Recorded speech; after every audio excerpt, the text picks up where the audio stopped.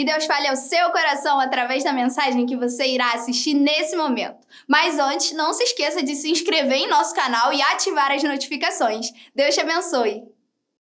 Glória a Deus. Nós estamos completando aí hoje, terminando a série Haja Luz. Amém? Haja Luz. Bem carioca, né? Quando eu morei no Sul e as pessoas falavam, você tem um sotaque? Eu falei, carioca tem sotaque por acaso, rapaz? Carioca tem sotaque? Haja luz.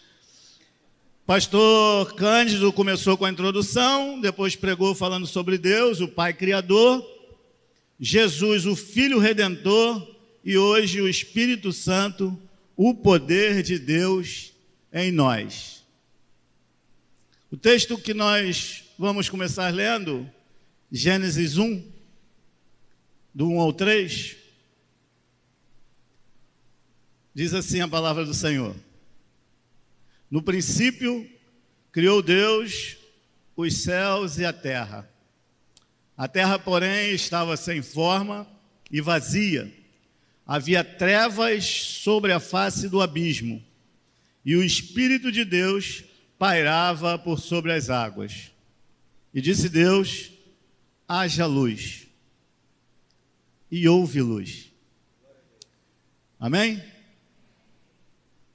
Feche seus olhos. Senhor, teu servo já tem orado pela minha vida, e eu simplesmente ratifico pedindo, Senhor, que tu venhas me inspirar através do teu Santo Espírito para ministrar a tua palavra para a tua igreja, para os teus filhos, para os teus amigos, Senhor. Em o nome de Jesus Cristo. Amém. Tem uma tradução aramaica de Jonathan Ben Uziel e diz: e o Espírito de misericórdia procedente de Deus soprava sobre a face das águas. Eu achei muito bonito, né? O Espírito de Deus pairava por sobre as águas. E quando diz Deus, haja luz, o que eu acho lindo demais não é que Deus disse haja luz, é que houve luz. E houve luz. E hoje falando sobre o poder de Deus em nós através do Espírito Santo, e eu separei de tantas outras coisas 4 pontos que o poder de Deus em nós através do Espírito Santo de Deus produz. E como base eu vou usar os Salmos de número 51, a partir do versículo 10, Salmo esse que vai falar que Davi vai escrever a partir do momento que ele comete aquele terrível homicídio depois do adultério e pega Urias e envia Urias para a morte, porque ele adultera com Betseba, Betseba engravida, e aí ele tenta consertar, chama Urias para que Urias pudesse deitar com a sua mulher, e aí a traição ficava encoberta. Mas Urias, fiel aos seus amigos, fiel a Deus, fiel ao Senhor, entende que não é correto que ele citam todos os outros no campo de batalha, porque ele se deitaria com a sua esposa e dorme na varanda. E Davi, sabendo disso, chama novamente Urias, tenta embriagá-lo, para ter mais uma oportunidade, mas Urias, mesmo embriagado, continua fiel, não deita com a sua esposa. E para tentar consertar aquele erro terrível que ele tinha, em vez de se arrepender e confessar ao Senhor, ele tenta consertar, encobrir. Pecado não se encobre, irmão. Pecado não se disfarça. Pecado se confessa, deixa, se arrepende. E ele pega Urias e escreve uma carta para o seu general colocar Urias na frente de batalha para morrer. E Urias, tão fiel a ele, pega aquela carta e nem lê. Eu nem sei se eu levaria aquela carta sem dar uma olhadinha. Carta de reis, o que será que o rei escreveu? Mas Urias, fiel ao rei, leva aquela carta selada, entrega para o general coloca na frente de batalha e ele morre. E agora Davi está lá, problema resolvido, pecado encoberto, né? Ninguém sabe, foi em outra cidade, ninguém sabe, não tinha nenhum crente perto, o pastor não viu. Davi está tranquilo, mas o Espírito Santo de Deus usa a vida do profeta Natan. Natan vai até Davi e conta uma história, vocês conhecem essa história. Diz que um rei, um fazendeiro, era rico, tinha muita propriedade, tinha muitas posses, tinha muitos animais. E um outro homem tinha apenas uma ovelha, era pobre, tinha apenas uma ovelha, criava como se fosse um filho, dormia na cama, amamentava. E diz que esse fazendeiro rico recebe uns convidados e deseja e resolve fazer um churrasco. E pega aquela única ovelha daquele pobre que só tinha uma e mata para oferecer. E Davi se ira e diz: quem é esse cara que eu vou matar? E Natan diz: é tu, ó rei, pois tendo a mulher que quiseste, escolheu a mulher de Urias. E Davi, surpreendentemente, na época da lei, um homem que usufruía da graça de uma maneira sobrenatural. E Davi, chamado um rei segundo o coração de Deus, não porque era perfeito, mas porque se arrependia genuinamente. Se arrepende e escreve o Salmo 51, perdão. Muito obrigado. E no versículo 10 ele diz: cria em mim, ó Deus, um coração puro.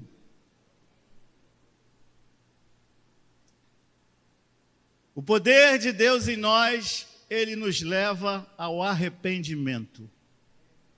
O Espírito Santo de Deus, a ação do Espírito Santo. Cria em mim, ó Deus, um coração puro. A palavra que ele usa, bara, todos sabem, é a mesma palavra lá de Gênesis capítulo 1. Criou Deus os céus e a terra. Algum estudante da língua original vai dizer que esse verbo só pode ser usado quando o sentido for criar do nada. Outros teólogos vão defender que não. Mas todos estão em comum acordo quando dizem que quando esse verbo é empregado, o único sujeito pode ser Deus. O sujeito de uma frase em que o verbo for bara, no hebraico, o sujeito tem que ser Deus. Quando Davi fala, cria em mim, ó Deus, um coração puro, ele sabia exatamente o que ele estava dizendo. Ele estava falando: Senhor, só Tu pode transformar o meu coração. Senhor, eu tenho uma natureza humana terrível. Quando Paulo dizia: olha, o bem que eu quero fazer eu não faço, o mal que eu não quero, é isso que eu faço, terrível homem que sou. Sabe, ele está dizendo: a nossa humanidade que luta contra a nossa salvação é terrível. Mas existe um que pode restaurar o meu e o teu coração, que pode transformar a nossa vida, que pode fazer um bandido virar um salvador de almas. O Espírito Santo do Senhor agindo em nós. Sabe o que Davi está falando? Senhor, cria um coração novo, porque esse meu coração é corruptível, corrupto demais, terrível demais, mal demais. Um dia eu falei com um rapaz, a gente conversando, e ele se exasperando um pouco, e eu falei: rapaz, eu vou falar uma coisa para você. Eu de mim mesmo não sou uma pessoa boa. De nós mesmos somos maus. Arquitetamos, planejamos. A pessoa tenta fazer alguma coisa contra você, você já imagina: vou fazer isso, vou fazer aquilo, vou pensar, vou pegar um pedaço de pau, vou pegar uma... É a nossa humanidade, irmão. É só eu. Sabe? É a nossa humanidade. Se pular na minha casa, eu mato. Se pular no meu quintal, é a nossa humanidade, irmão. Mas existe um Espírito Santo de Deus que age em nós. Um dia um amigo falou: Gabriel, você anda armado? Falei: não. Mas você não tem arma? Falei: não. Ele: mas tu acha que é pecado você ter arma? Eu sou militar aposentado? Falei: não. E por que você não tem? Eu falei: porque a arma só serve para matar. Eu não penso em matar ninguém. Mas como é que tu se defende? Eu falei: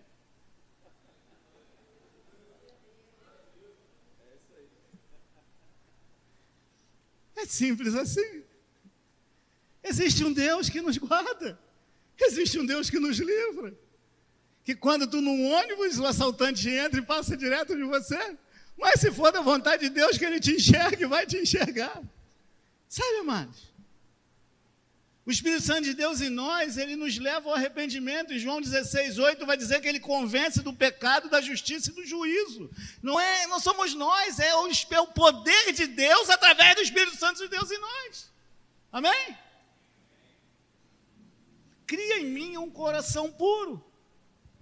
Transforma a minha vida, Senhor. Davi está pedindo para ser confrontado pelo Espírito de Deus. Antes de fazermos essa oração, temos que pensarmos verdadeiramente se queremos que isso aconteça. Porque pode ser que Deus te matricule na escola, né? Às vezes pedimos, tem até um vídeo que circula muito aí, às vezes pedimos paciência a Deus e achamos que Deus vai fazer pá, cheio de paciência. Não, vai te matricular na escola da paciência. A escola da paciência é ter a paciência testada ao limite.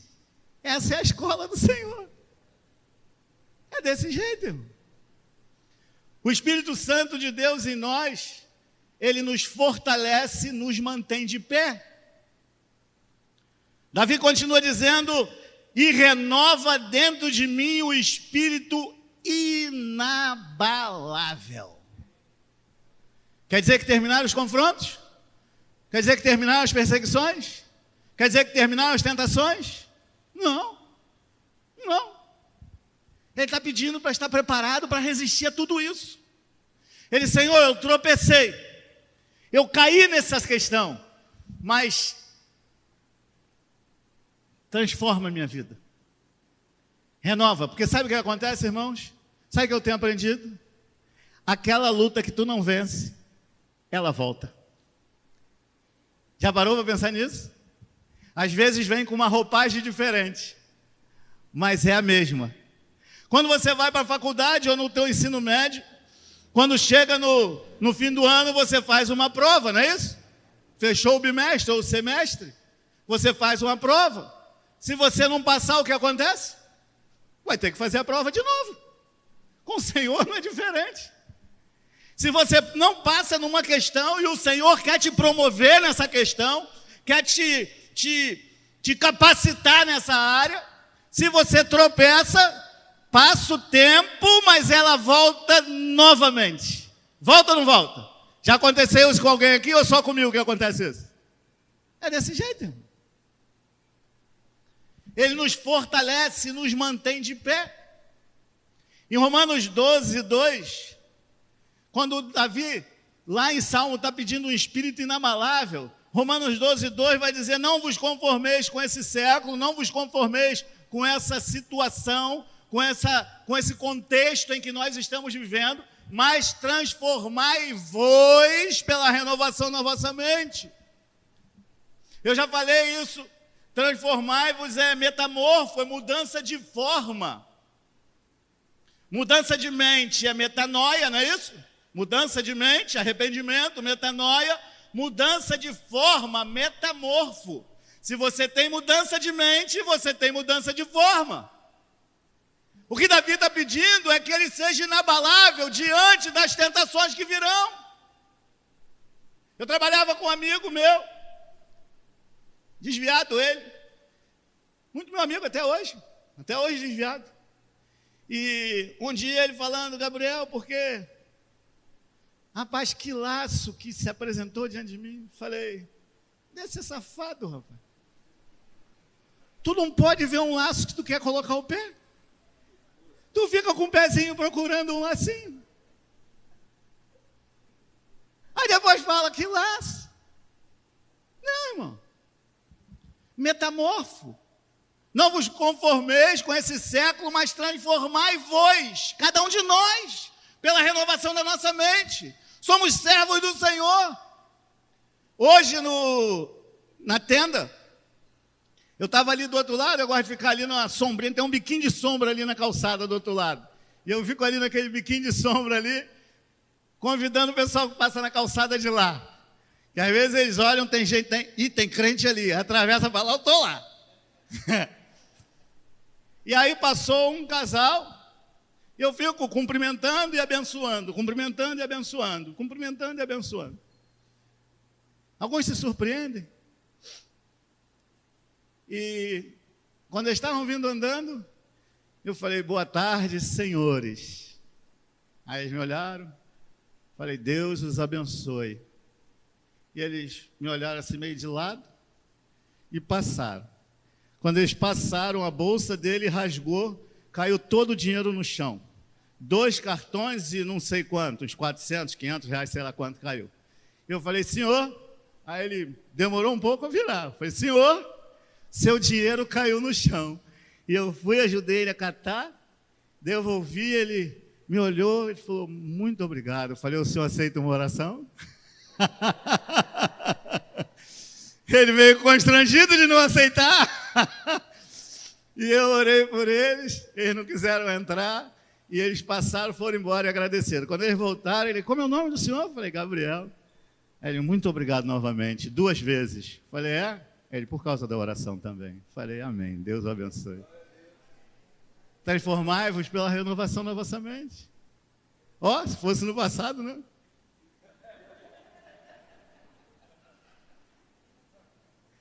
Dá o dinheiro lá no mercado, aí a pessoa dá o troco errado e fala, ô glória, Deus me abençoou. É roubo. Transformai-vos pela renovação da vossa mente. Amém? O Espírito Santo de Deus, ele nos leva ao arrependimento, ele nos fortalece, ele nos mantém de pé, ele nos torna pessoas diferenciadas. Efésios 6,10 diz, sede fortalecidos no Senhor e na força do seu poder. Sabe, as pessoas às vezes não entendem de onde tu tira força. Da onde tu consegue tirar força nessa luta toda? Do Senhor. É do Senhor. Sabe quando as pessoas olham... Eu e minha esposa, nós fomos num enterro de uma criançazinha de 7 meses, né? 7 meses. Únicos cristãos que estavam lá éramos nós. Eles falavam que a gente era crente, mas era legal. E aí a gente lá, irmão, pensa num lugar de desespero. Desespero. Era uma gritaria, uma coisa doida. Quando parava um, começava outro. Foi a tarde inteira assim, gente. Sabe por quê? Falta de Jesus. As pessoas não entendem de onde vem essa força que te sustenta. Que nos momentos de dificuldade, nos momentos de luta, tu permanece de pé. Isso é o Espírito Santo de Deus, não é nada mais nem menos do que isso. É o Espírito Santo de Deus agindo na tua vida, no teu coração. Não é ausência de luta. Não. É fortalecimento no Senhor. O Espírito Santo de Deus, o poder de Deus em nós, ele nos dá a alegria da salvação e nos impulsiona a sua obra. A alegria da salvação. Salmo 51 ainda, no versículo 12, Davi diz, restitui-me a alegria da tua salvação e sustenta-me com o espírito voluntário. O Espírito Santo do Senhor em nós, ele nos dá alegria, porque a alegria, segundo Gálatas 5, é dom, é fruto. Se a alegria é fruto, não necessita de condição. O que necessita de condição é felicidade. Se eu arrumei um emprego novo, fico feliz. O noivo propôs casamento, feliz. A alegria, que é fruto do Espírito Santo, não precisa de condição nenhuma. O teu patrão te manda embora, você continua alegre. Não está alegre porque foi mandado embora, está alegre porque está salvo em Cristo. É a alegria da salvação, que é fruto do Espírito que habita em você. Você entende isso? Não é condição que te leva a ser alegre. O que te leva a ser alegre é que o Espírito Santo de Deus, que é Deus e habita em você, produz o Espírito, o fruto, melhor dizendo, o fruto da alegria. O que Davi está falando é: Senhor, me restitui. Por quê? Porque o Espírito Santo de Deus, ele estava se sentindo distante de Deus por conta do pecado. Ele falou: Senhor, me restitui a alegria da salvação.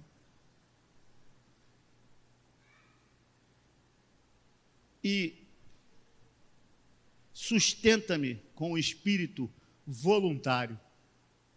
Não é assim? O cristão, ele é voluntário para a obra de Deus. Ó, não tem vaga mais no ônibus. É o quê? Uma churrascada que vai ter lá? Não, vamos andar lá no sol falando de Jesus. Ah, é? Não vai ser retiro com piscina? Nada disso? Não. Mas está todo mundo querendo ir. Sabe por quê? Porque é convertido em Cristo. Essa alegria da salvação, ela o torna voluntário para a obra do Senhor. É simples. Tem gente que não vai entender. Sabe por quê? Porque as coisas espirituais, os naturais não conseguem discernir. Tem gente que vai falar: rapaz, tu está pagando para ir andar no sol.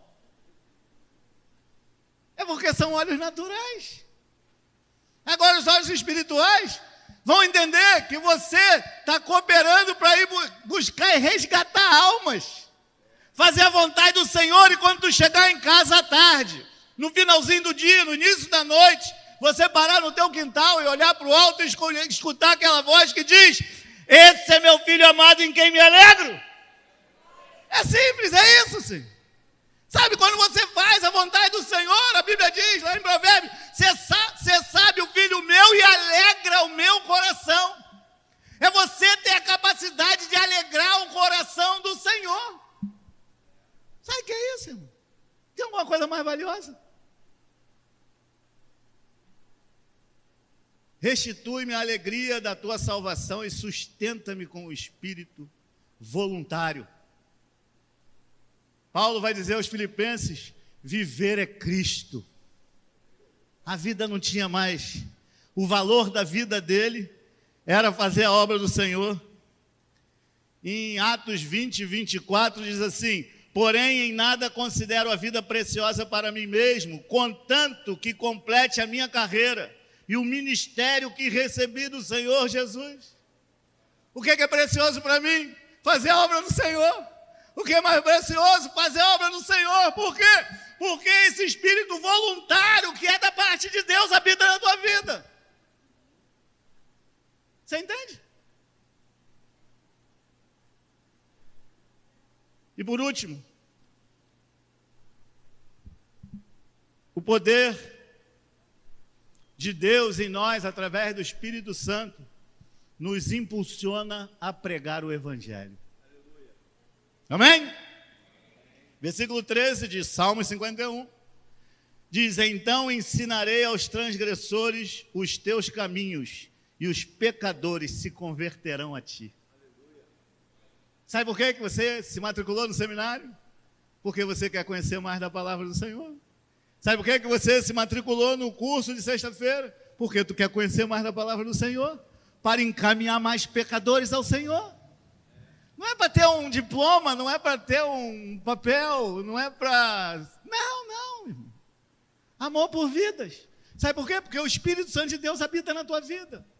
E ele te impulsiona à pregação do Evangelho. John Hyde, missionário na Índia, ele dizia: ó Deus, dá-me almas ou eu morrerei. George Whitefield, da Grã-Bretanha, dizia: se não queres dar-me almas, retira a minha. John Knox, do Reino Unido, evangelista da Escócia, dizia: Senhor, dá-me a Escócia ou eu morrerei. Sabe o que é isso? É o Espírito Santo de Deus em nós. Te incomoda, porque é esse Espírito Santo que convence do juízo, da justiça e do pecado. Agora, renovando a sua vida, ele te impulsiona a fazer a obra do Senhor. Eu teve um amigo que, quando ele se matriculou no curso de teologia, o pai dele falou que ele era maluco. Tá maluco? Você vai passar fome. Ele falou: mas vou pregar o evangelho. Sabe, irmão? Quem vai entender isso? Se não, quem compartilha do mesmo Espírito que você? Eu falei aqui falei lá em Belém, uma igreja, um casal de missionários, estão agora na Eslovênia. Ele tinha um salário de 10 mil reais e Deus o chamou para o campo missionário. E ele era de uma grande igreja, o pastor dele falou: não, rapaz, tá maluco, rapaz? Não, tu tem um salário bom demais, rapaz, tu vai abrir mão disso? Não.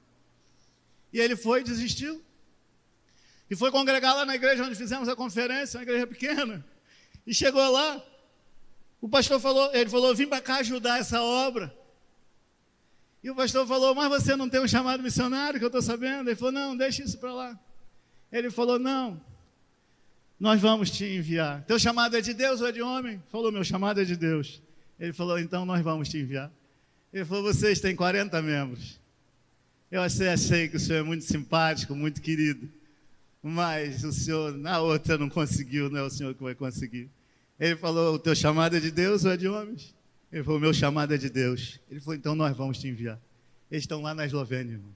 Abriu mão de um salário de 10 mil reais para pregar o evangelho na Eslovênia. Estava agora na Polônia, está voltando, que a esposa dele está grávida. A esposa dele está grávida. Foram para a Polônia para evangelizar o campo de refugiados. E agora estão voltando para a Eslovênia, porque eles sentiram esse chamado no coração deles.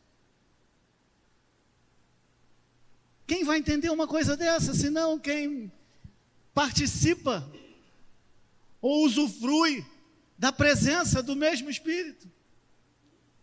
O Espírito Santo de Deus em nós, ele nos impulsiona a pregar esse evangelho. Sabe, irmãos, com as viagens missionárias que eu fiz, eu já tinha comprado um carro novo. Mas não me arrependo um centímetro.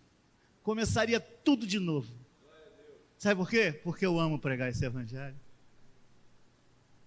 E para encerrar, em 1 Coríntios 9,16, Paulo escrevendo aos Coríntios, ele diz: se anuncio o evangelho, não tenho do que me gloriar, pois sobre mim pesa essa obrigação, porque ai de mim, se não pregar o evangelho. Sabe, amados, nessa noite o que eu quero dizer para você é que a ação do Espírito Santo de Deus em você, esse poder que vem do alto, ele precisa te levar ao arrependimento. Ele precisa te fortalecer e te colocar de pé. Ele tem a intenção de te alegrar, de te trazer a alegria da salvação. Uma vez eu cheguei numa igreja e um irmão falou para mim assim: eu acho, Gabriel, que esse negócio de crente ficar rindo muito não pega bem. Falei: rapaz,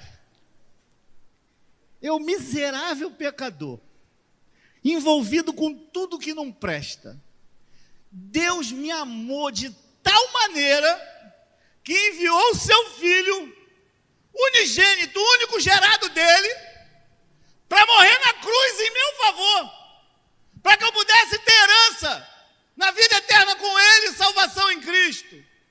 Falei: rapaz, e quando eu entrego minha vida a Jesus, o Espírito Santo de Deus, que é Deus, vem habitar na minha vida. Não é para mim rir, não, é para ficar com cãibra na boca de tanto rir, mano. Rapaz, é a alegria da salvação, aleluia. Que tem uns irmãozinhos, irmão? Tá feliz? Estou feliz com Jesus. Irmão, que felicidade é essa? Cristão é feliz, é alegre, salvo em Cristo. Sabe? Não é bobo, não, é alegre. Porque o fruto do Espírito Santo de Deus habita nele. E para manifestar fruto do Espírito Santo, não precisa fazer força, não. Nasce normal. Não é isso? Tu está ligado lá na raiz, que não é tu, não foi pregado aqui? É só prestar atenção.